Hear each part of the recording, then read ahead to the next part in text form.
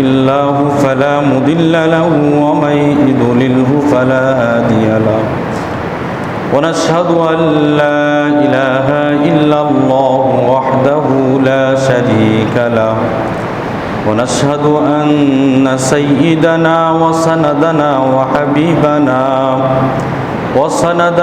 وحبيبنا وشفيعنا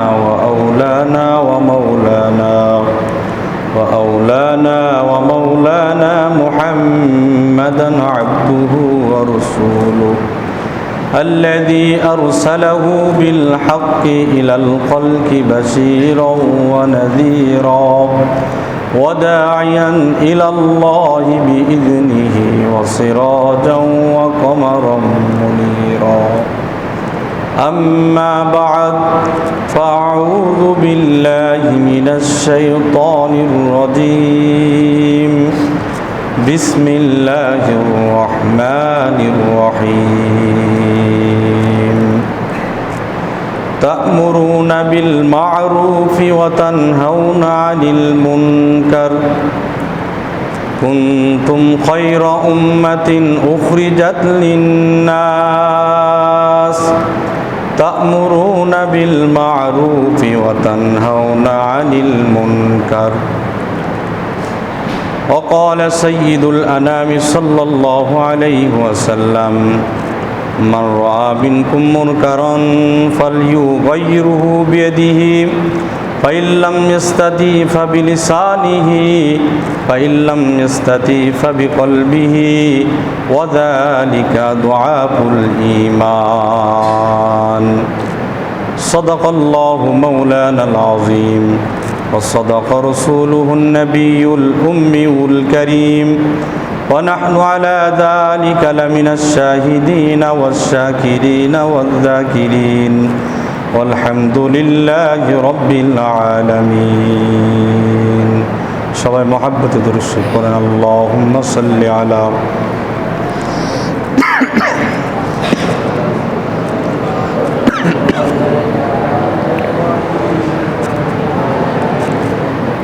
إنك حميد مجيد اللهم بارك على محمد وعلى آل محمد كما باركت على إبراهيم وعلى آل إبراهيم إنك حميد مجيد محبت قرن بلغ العلا بكماله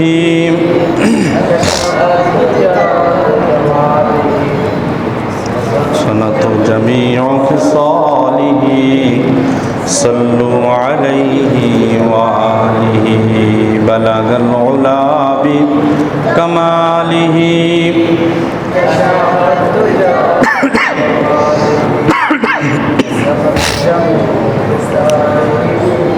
صلوا عليه رہے میرے مسکن رہے میرے مسکن حوالی کعبہ بنی میرے مدفن دیار مدینہ بلغ العلا بکمالہ کشف الدجى بجمالہ حسنت جمیع خصالہ صلوا عليه وآله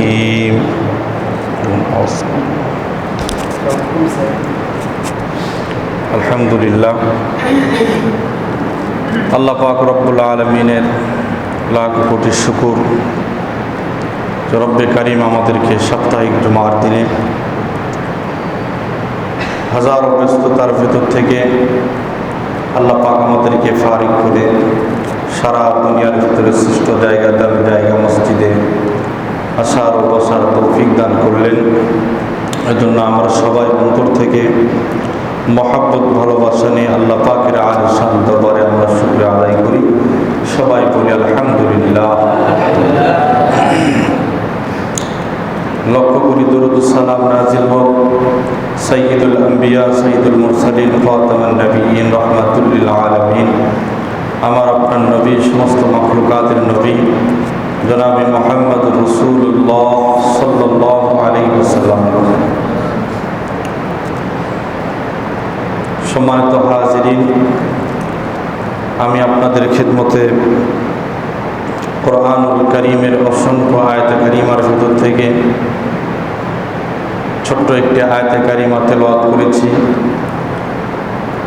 বিশ্বনবী সাল্লাল্লাহু আলাইহি ওয়াসাল্লামের অসংখ্য হাদিসগুলির ভিতর থেকে একটি হাদিসে কারিমা তেলাওয়াত করার মতো সৌভাগ্য আমার হয়েছে। আয়াতে কারিমা ও হাদিসকে সামনে রেখে খুব সংক্ষিপ্তভাবে গুরুত্বপূর্ণ কিছু জরুরি কথা আপনাদের খিদমতে বলার চেষ্টা করব। আল্লাহ পাক আমাকে তৌফিক দান করেন, সবাই বলেন আল্লাহুম্মা আমিন। আয়াতে কারিমা এবং হাদিসকে সামনে রেখে যে বিষয়ের উপরে আলোচনা করব সেই বিষয়টি হলো মানুষের জীবনে সৎ কাজের আদেশ এবং অসৎ কাজের নিষেধের গুরুত্ব। মানুষের জীবনে সৎ কাজের আদেশ, অসৎ কাজের নিষেধের গুরুত্ব কেমন, এ বিষয়ের উপরে নির্ধারিত সময়ের ভিতরেই গুরুত্বপূর্ণ কিছু কথা বলেই শেষ করে দেব। আপনারা কথাগুলো অত্যন্ত দিল দিয়ে মনোযোগের সঙ্গে শুনবেন, আমলের নেওয়াতে শুনবেন। সম্মানিত উপস্থিতি, আল্লাহ পাক রব্বুল আলামিন বিশাল বড় আসমান সৃষ্টি করেছেন, জমিন সৃষ্টি করেছেন, এ বিশাল বড় পৃথিবী সৃষ্টি করেছেন। এই পৃথিবীকে আবাদ করার জন্য আল্লাহ পাক মানব জাতিকে সৃষ্টি করেছেন। আর এই মানব জাতির কল্যাণের জন্য, এই মানব জাতির মঙ্গলের জন্য, মানব জাতির কল্যাণ ও মঙ্গলের জন্য একটি জীবন বিধান দিয়েছেন, যাকে বলা হয় দ্বীন। মানুষের কল্যাণ মঙ্গলের জন্য একটি জীবন বিধান দিয়েছেন, যাকে বলা হয় দ্বীন। এটি যে ব্যক্তি গ্রহণ করবে সে ব্যক্তি হয়ে যাবে দিনদার। আর কোনো ব্যক্তি যদি দিনদার হয় তাহলে ওই ব্যক্তি দুনিয়াবী শান্তি এবং আখিরাতের মুক্তির ব্যবস্থা তার হয়ে যাবে। দিনদার হতে হবে। আর এই দিন, এটি এমন গুরুত্বপূর্ণ বিষয়, দিন যতদিন পর্যন্ত দুনিয়াতে থাকবে ততদিন পর্যন্ত দুনিয়াতে, পৃথিবীতে সুখ শান্তি থাকবে, দুনিয়ার পরিবেশ ঠিক থাকবে, দুনিয়া থাকবে। যেদিন দিন থাকবে না সেদিন সুখ শান্তিও থাকবে না, আমি আপনিও থাকবো না, আসমান জমিন কিছুই থাকবে না, সব কিছু নষ্ট হয়ে যাবে। এজন্য এই দিনকে কিয়ামত পর্যন্ত টিকে রাখার জন্য, দিনকে কিয়ামত পর্যন্ত ঠিক রাখার জন্য আল্লাহ পাক মানবতার উপরে ফরজ করে দিয়েছেন, জরুরি করে দিয়েছেন এই দিন যেন কিয়ামত পর্যন্ত টিকে থাকে। এই জন্য দিনের দাওয়াত দেওয়া, অর্থাৎ সৎ কাজের আদেশ দিতে হবে, অসৎ কাজে নিষেধ করতে হবে। এটিই তো দাওয়াত, সৎ কাজের আদেশ, অসৎ কাজে নিষেধ। এটি যতদিন পর্যন্ত পৃথিবীর মানুষ করবে ততদিন পর্যন্ত দিন থাকবে।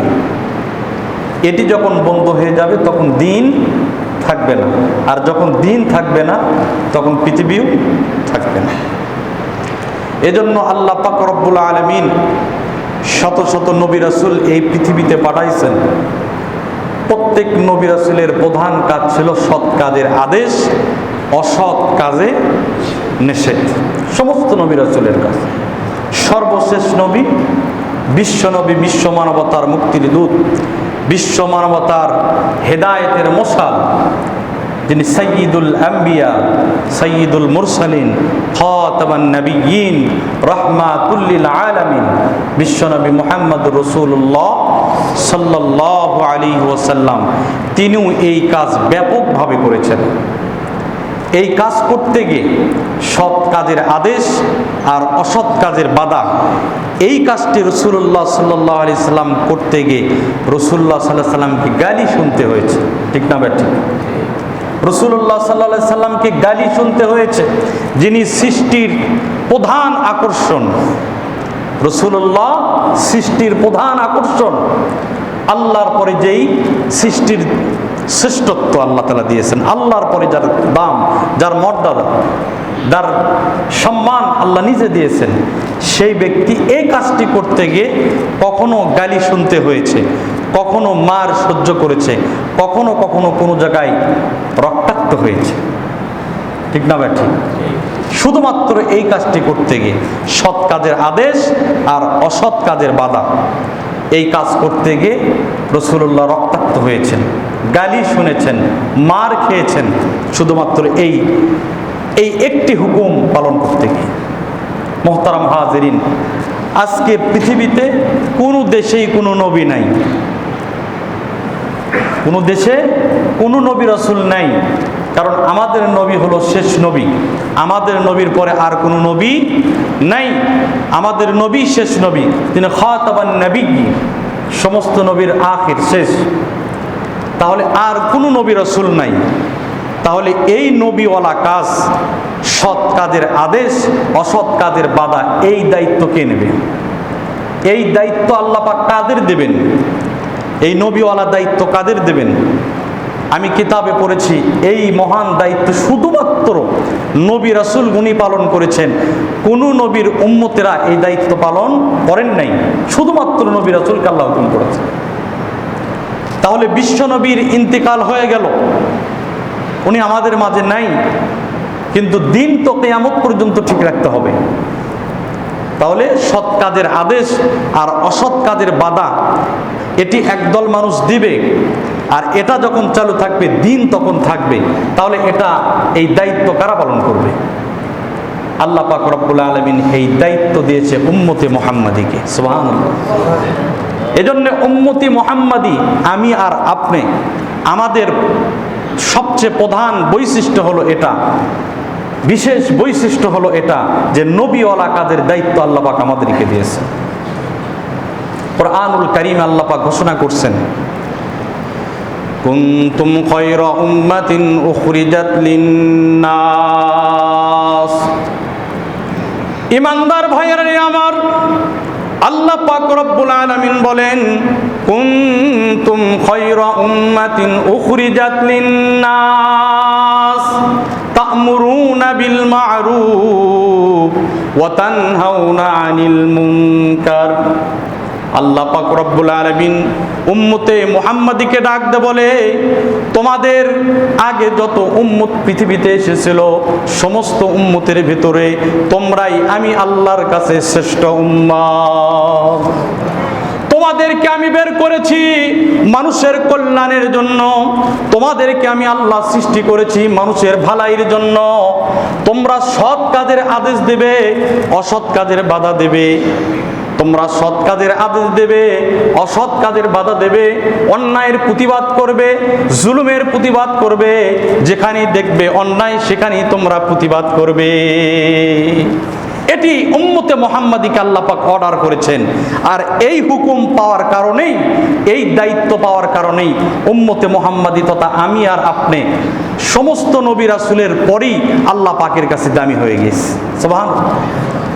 সমস্ত নবী রাসূলের উম্মতের চাইতে আমাদের দাম আল্লাহর কাছে সবচেয়ে বেশি, কারণ নবীওয়ালা দায়িত্ব আমরা পেয়ে গেছি। এই দায়িত্ব পাওয়ার কারণেই সমস্ত নবীর উম্মতের ভেতরে আমরা শ্রেষ্ঠ উম্মত হয়েছি। এই দায়িত্ব যদি আমরা সঠিকভাবে পালন করি তাহলে কি হবে? আল্লাহ পাক কুরআনুল কারীমে বলছেন, ওয়ালতাকুম মিনকুম উম্মাতুন ইয়াদউনা ইলাল খায়র ওয়ালতাকুম মিনকুম ইয়াদউনা ইলাল খায়র ওয়া ইয়া'মুরুনা বিল মা'রুফ ওয়া ইয়ানহাউনা আনিল মুনকার ওয়া উলাইকা হুমুল মুফলিহুন। আল্লাহু আকবার। রব্বে কারীম আমাদেরকে ডাক দে বলে, হে দুনিয়ার মানুষ, তোমাদের ভেতরে একটা দল থাকবে, তোমাদের ভেতরে একটা জামাত থাকবে, যারা মানুষদেরকে সত্যের দিকে ডাকবে, যারা মানুষদেরকে সৎ কাজের আদেশ করবে, অসৎ কাজের বাধা দেবে। আর এরা এই কাজ যারা করবে, আল্লাহ বলেন উলাইকা হুমুল মুফলিহুন, তারা আল্লাহর কাছে সফল কাম হয়ে যাবে, তারা সফলতা লাভ করবে। দুনিয়াতে তারা বাস্তবেই শান্তি সুখ পাবে এবং পরকালে তারা সহজে মুক্তি পেয়ে আল্লাহ পাকের জান্নাতে চলে যাবে। যারা এই আমর বিল মারুফ নেহি আনিল মুনকার, সৎ কাজের আদেশ দেবে, অসৎ কাজের বাধা দেবে, তারা দুনিয়াতেও সফল হবে, আখিরাতেও সফল হবে। সম্মানিত হাজিরিন, কথাগুলো খুব ভালো করে বোঝার চেষ্টা করবেন, খুব ভালো করে বোঝার চেষ্টা করবেন। আজকে আমাদের বাংলাদেশে, লম্বা কথা বলার তো সুযোগ নাই, আজকে আমাদের বাংলাদেশে নামাজির কিন্তু অভাব নাই। কথা বলেন না কেন? নামাজির অভাব নাই, রোজা রাখনেওয়ালা ব্যক্তির অভাব নাই, নামাজির অভাব নাই, রোজাদারের অভাব নাই, যাকাত দেনেওয়ালার অভাব নাই, হাজিদের অভাব নাই। ঠিক না ভাই? ঠিক। শরীয়তের প্রত্যেকটা আমল খুব যাচাই বাছাই করে পালন করে, এরকম মানুষের অভাব আমাদের বাংলাদেশে নাই। প্রত্যেকটা আদেশ পালন করে, শরীয়তের প্রত্যেকটা নিষেধ একবারে 100-র ভিতরে 100 সেগুলোর থেকে দূরে থাকে। এইগুলো মানুষের অভাব আমাদের বাংলাদেশে নাই, কিন্তু অভাব শুধুমাত্র এক জায়গায়, সৎ কাজের আদেশ আর অসৎ কাজে বাধা দেওয়ার মানুষের অভাব আমাদের দেশে। চোখের সামনে জুলুম হয়, চোখের সামনে অন্যায় হয়, চোখের সামনে শরীয়ত বিরোধী কাজ হয়, আমরা শুধু দেখি, প্রতিবাদ করি না। আমি কি ভুল বলতেছি? আমাদের চোখের সামনে অন্যায় হচ্ছে, জুলুম হচ্ছে, শরীয়ত বিরোধী কাজ হচ্ছে, আমরা দেখেও কেন দেখি না? আমাদের অন্তরে ব্যথা লাগে না, আমাদের অন্তরে একটু দাগ কাটে না। অথচ নামাজির অভাব নাই, সে একজন পাক্কা নামাজি, সে একজন একবারে পাক্কা শরীয়তের আমলওয়ালা ব্যক্তি, বুজুর্গ ব্যক্তি, পীর মাশায়েখ, দরবেশ, কিন্তু তার চোখের সামনে শরীয়ত বিরোধী কাজ হয়, তার চোখের সামনে জালেমরা জুলুম করে, অন্যায় করে, কিন্তু সে কখনো প্রতিবাদ করে না। এই অন্যায়ের প্রতিবাদের মানুষের অভাব আমাদের দেশে, যার কারণে দিন যত যাচ্ছে দেশের ভেতরে অন্যায়, জুলুম, অশান্তি আর শরীয়ত বিরোধী কার্য বেশি বাড়তেছে, কারণ প্রতিবাদের মানুষ নাই। সম্মানিত হাজিরিন, কথাগুলো খুব ভালো করে বোঝার চেষ্টা করবেন। মানুষ কেন প্রতিবাদ করে না অন্যায়ের? আমি আপনি কেন প্রতিবাদ করি না শরীয়ত বিরোধী কাজে? শুধু দেখি কি কারণে, জিজ্ঞেস যদি করেন সঙ্গে সঙ্গে বলবে ঝামেলায় পড়ে যাব। ঠিক বললাম না? ঠিক বললাম। যে আমার চোখের সামনে একটা অন্যায় হচ্ছে, জুলুম হচ্ছে, আমি যদি বাধা দেই তাহলে একটা ঝামেলায় পড়ে যাব। ও মুসলমান, ও মুসলমান, যে নবী সৃষ্টির শ্রেষ্ঠ আকর্ষণ, যে নবী সৃষ্টির শ্রেষ্ঠ আকর্ষণ, যিনি মানবতার জন্য মুক্তির সনদ, আল্লাহু আকবার, যিনি বিশ্ব নবী, সমস্ত নবীদের সরদার, যিনি, যেনাকে দাওয়াত দিয়ে আল্লাহ পাক আরশে নিয়ে গেছেন, সেই বিশ্ব নবী মুহাম্মদুর রাসূলুল্লাহ এই কাজটি করতে গিয়ে কি পরিমাণ ঝামেলায় পড়েছেন। কখনো ওনাকে গালি শুনতে হয়েছে, কখনো পাগলের অপবাদ দিয়েছে, কখনো মাথার উপরে উট আর ভুঁড়ির দুম্ব চাপাই দিয়েছে, নাউজুবিল্লাহ। কখনো কখনো নবীজিকে এই দায়িত্ব পালনের জন্য মারে ওটা শরীরটা রক্ত রঞ্জিত করেছে। মুহতারাম হাজিরিন, সেই মানুষটা এই কাজে যে পরিমাণ গুরুত্ব দিয়েছে, সবচেয়ে শ্রেষ্ঠ মানুষ হয়ে, আমার আপনার তো কোনো দামই নাই, আমাদের কিসের ঝামেলা?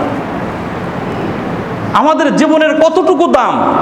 আমরা কেমন দামি মানুষ যে সৎ কাজের আদেশ দিতে গেলে অসৎ কাজে বাধা দিতে হলে ঝামেলায় পড়ে যাব, এই জন্য আমরা বাধা দিই না। মুহতারাম হাজিরিন, কথাগুলো খুব ভালো করে বোঝার চেষ্টা করবেন। আমরা আল্লাহর কাছে দোয়া করতেছি, কিন্তু দোয়া কবুল হচ্ছে না। আল্লাহর কাছে সাহায্য কামনা করি, কিন্তু সাহায্য আসে না। কি কারণে আসে না?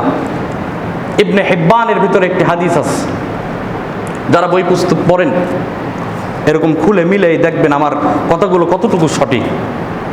সহিহ ইবনে হিব্বান 289 নম্বর হাদিস, উম্মাহাতুল মুমিনিন হযরত আয়েশা সিদ্দিকা বর্ণনা করেছেন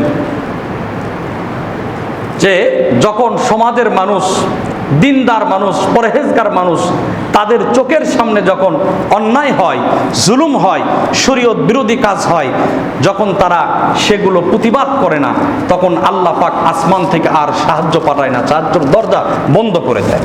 নাউজুবিল্লাহ। মুসলমান ভাইয়েরা আমার, উম্মাহাতুল মুমিনিন আয়েশা সিদ্দিকা রাদিয়াল্লাহু তাআলা আনহা হাদিস বর্ণনা করেন, আল্লাহর পয়গম্বর এক সময় আয়েশা সিদ্দিকার ঘরে আসলেন। আল্লাহর পয়গম্বর আয়েশা সিদ্দিকার ঘরে আসলেন। পয়গম্বর আলাইহিস সালামের স্ত্রী আয়েশা বলে, আমি রসুলের চেহারা দেখলাম, রসুলের চেহারার ভেতরে আমি এরকম বুঝতে পারলাম গুরুত্বপূর্ণ কোনো বিষয় রসুলের সামনে এসেছে। আল্লাহর পয়গম্বর ঘরের ভিতরে এসে কারুর সঙ্গে কথা বললেন না।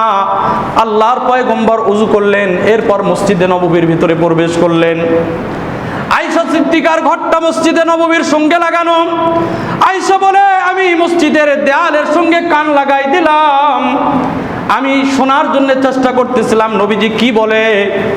আল্লাহর পয়গম্বর মসজিদের মিম্বরে দাঁড়ায়া সাহাবীদেরকে লক্ষ্য করে বলল, আমার সাহাবীরা, আল্লাহ পাক এই মুহূর্তে আমাকে গুরুত্বপূর্ণ একটি কথা বলেছে যে তোমরা যদি সৎ কাজের আদেশ না দাও, অসৎ কাজের বাধা যদি না দাও, আমি আল্লাহ তোমাদের দোয়া কবুল করব না।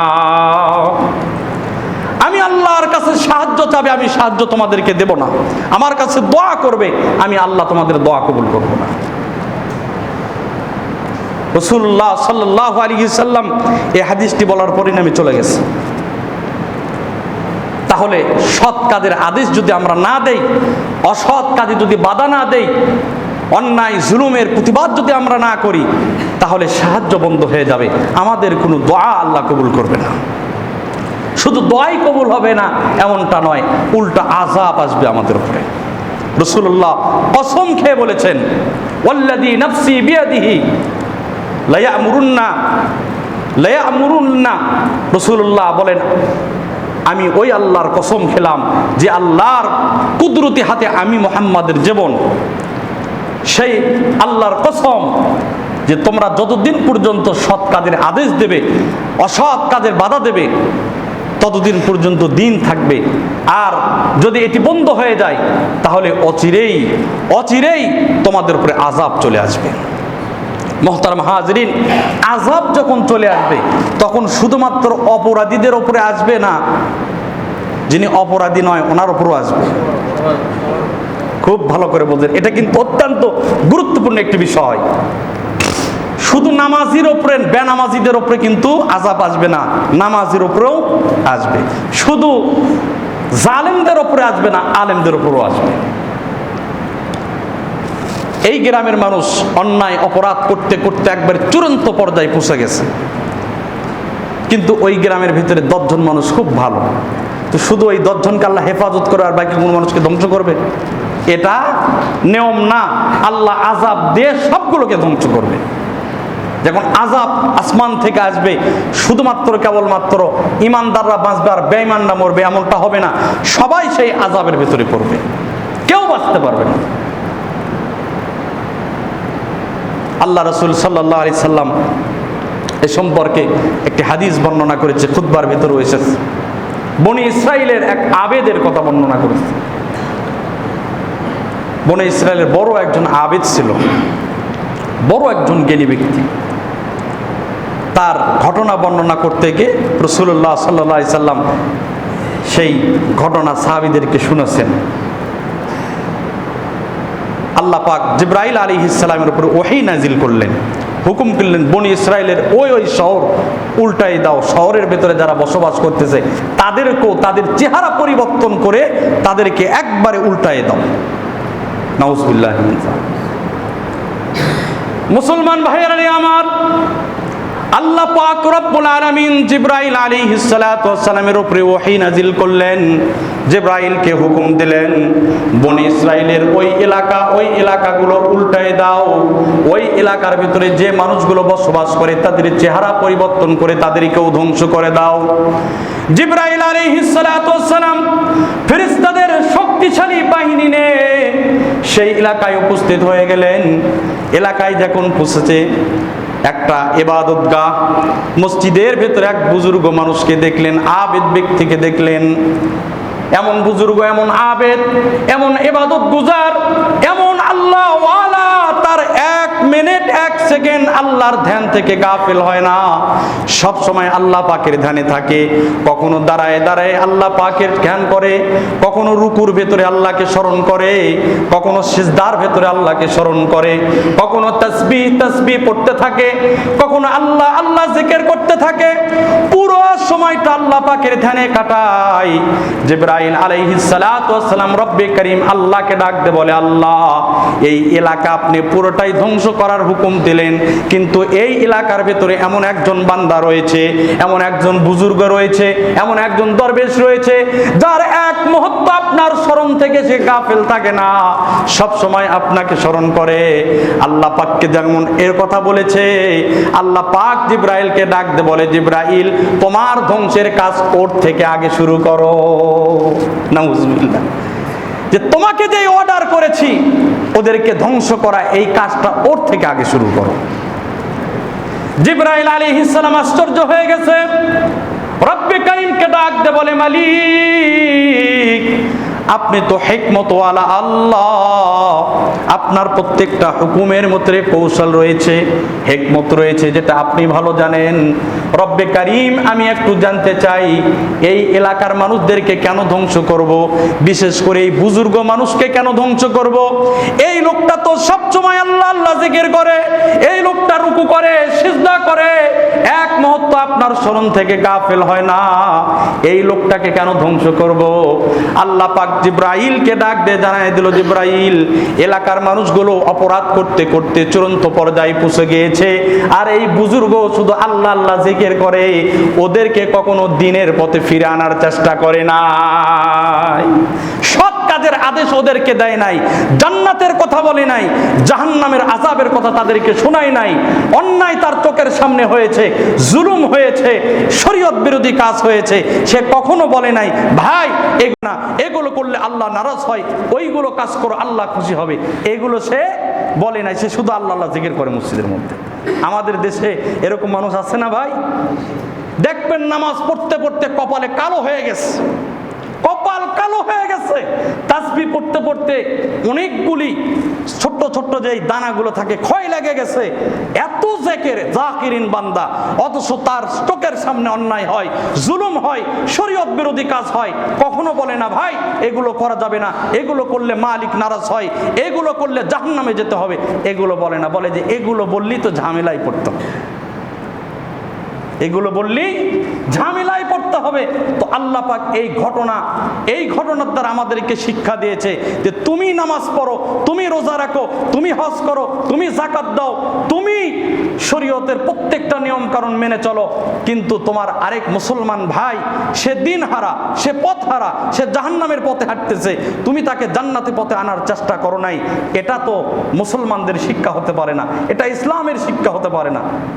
আল্লাহ তো বলেইছেন উ আনফুসাকুম ওয়া আহলিকুম নার, তুমিও জাহান্নাম থেকে বাঁচো, তোমার পরিবারের মানুষদেরকে বাঁচাও, তোমার প্রতিবেশীকে বাঁচাও, তোমার দেশের মানুষকে বাঁচাও, তোমার মুসলমান ভাইদেরকে বাঁচাও।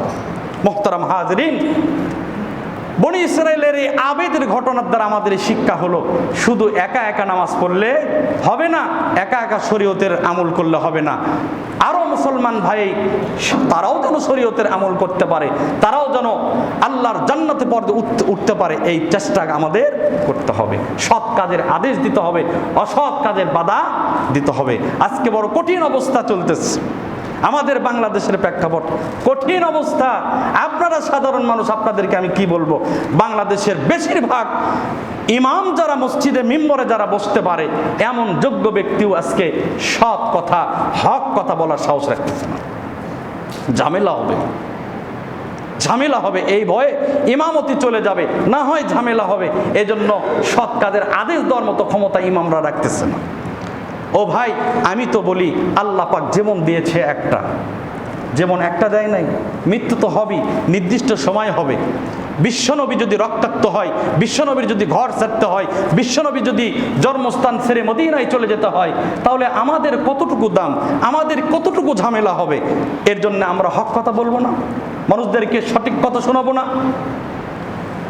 জালেমের জুলুমের প্রতিবাদ করব না, অন্যায়ের প্রতিবাদ করব না, এটা আমার দ্বারা হবে না। ইমামতে যাবে, আমাদের বাংলাদেশের যারা ইসলামী স্কলার, যারা বড় বড় বিদ্বান, এরা আজকে জেলের ভেতরে, আমরা বাইরে থেকে কি করব? ঠিক বললাম না ভুল বললাম? আজকে যারা বাংলাদেশের হক কথা মাঠে বলে, এদের আজকে অবস্থা খারাপ, আমরা বাইরে কি করব? এজন্য বলতে হবে, আমাদের শুধু দায়িত্ব নয়, আপনাদেরও দায়িত্ব। যেখানেই অন্যায় হবে সেখানেই প্রতিবাদ করতে হবে। এটা মুমিনের একটি বৈশিষ্ট্য। মোহতারাম হাজিরিন, আমরা সৎ কাজের আদেশ আর অসৎ কাজের বাধা কিভাবে দেব? একজন নেতা মনে করেন বক্তব্য দিচ্ছে বা বিচার করতেছে, আপনি দেখতেছেন এই বিচারটা সঠিক হচ্ছে না, আপনি ধাম করে যদি ওখানে লাগে পড়েন তাহলে কিন্তু ফিতনা হবে, আর ফিতনার থেকে বাঁচার কথাও ইসলামে এসেছে। তাহলে উপায় কি? এই উপায়ের জন্য আমি একটি হাদিস পড়েছি আমার খুতবার ভেতরে। রাসূলুল্লাহ সাল্লাল্লাহু আলাইহি সাল্লাম ইমানদারের 3টা স্তর বলেছেন। মান রাআ মিনকুম মুনকারান ফালিয়ুগাইয়ির বিয়াদিহি। রাসূলুল্লাহ বলেন যে যেখানে অন্যায় হবে, জুলুম হবে, তখন পারলে তোমরা হাত দিয়ে সেটাকে প্রতিহত করো। এই শক্তি সামর্থ্য থাকতে হবে, পারলে হাত দিয়ে এটাকে প্রতিহত করো। যদি হাত দিয়ে না পারো তাহলে কি করো?